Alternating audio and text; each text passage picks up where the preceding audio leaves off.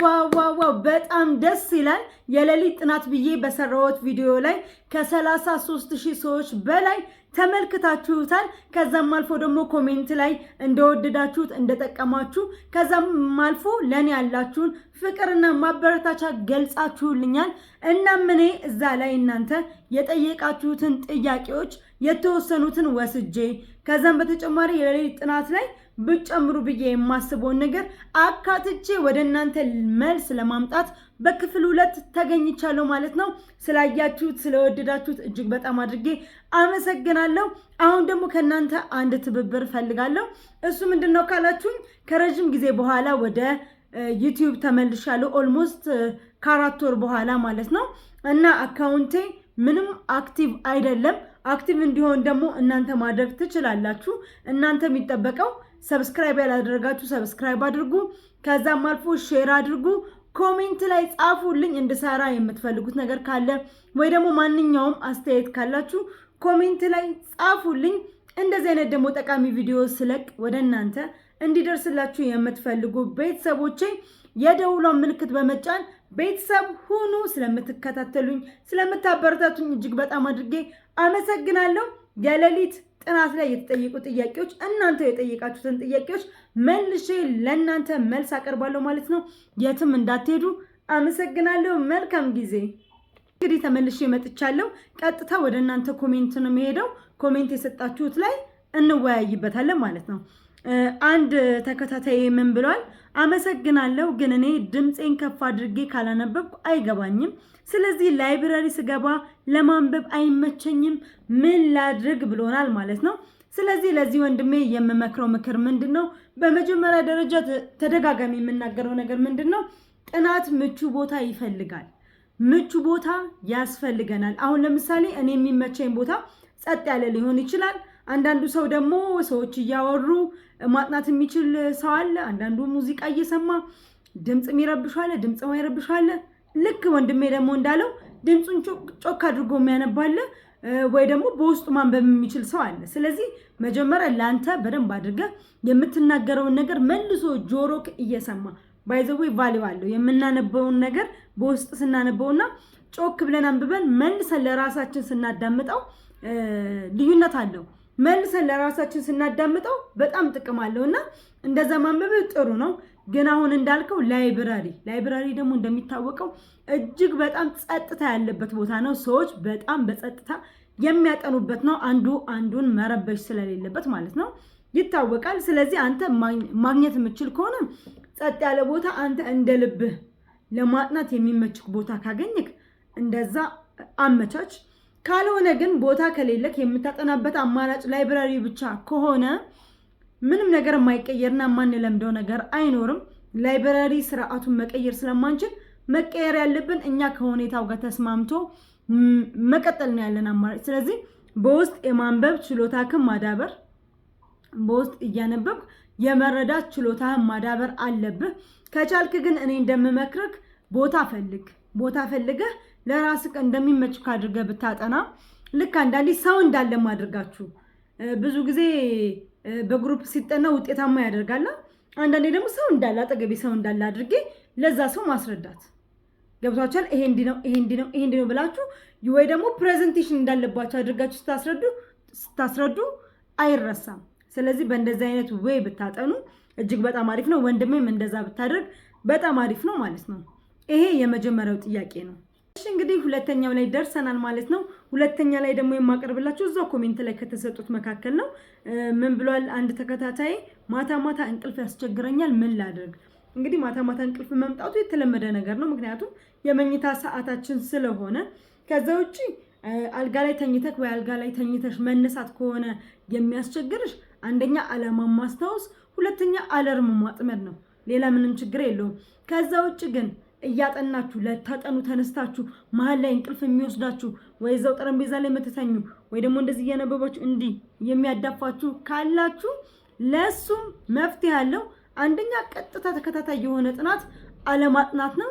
በየ30 ደቂቃ እና በየ40 ደቂቃው መሀል 5 ደቂቃ እረፍት ማድረግ። እረፍት ስታረጉ ስናክ ነገሮችን መብላት ሊሆን ይችላል፣ ቡና መጠጣት ሊሆን ይችላል። ከዛ ደግሞ የተቀመጣችሁበት ወንበር መንቀሳቀስ ሊሆን ይችላል። ከዛም አልፎ በቀዝቃዛ ውሃ ፊታችሁን መታጠብ ትችላላችሁ። እንደዛ ካደረጋችሁ እንቅልፋችሁ በጭራሽ አይመጣም ማለት ነው እንጂ ዝም ብላችሁ ተከታታይ ጥናት የምታጠኑ ከሆነ በዛው ዝም ብላችሁ የምትቀጥሉ ከሆነ በጣም ሊደክማችሁ ይችላል። እያቋረጣችሁ እያረፋችሁ እንዳዲስ በየ5 ደቂቃው እንዳዲስ ነው የምትሆኑት። ስለዚህ ያ መንገድ እጅግ በጣም አዋጭና ውጤታማ የሆነ መንገድ ነው። እንደዛ ማድረግ ትችላላችሁ ማለት ነው። እሺ እንግዲህ ሶስተኛው ጥያቄ ላይ ደርሰናል ማለት ነው። ሶስተኛውን ጥያቄ ከመናገሬ መልሱንም ከመመለሴ በፊት ግን አሁንም ሰብስክራይብ ያላደረጋችሁ ሰብስክራይብ አድርጉ።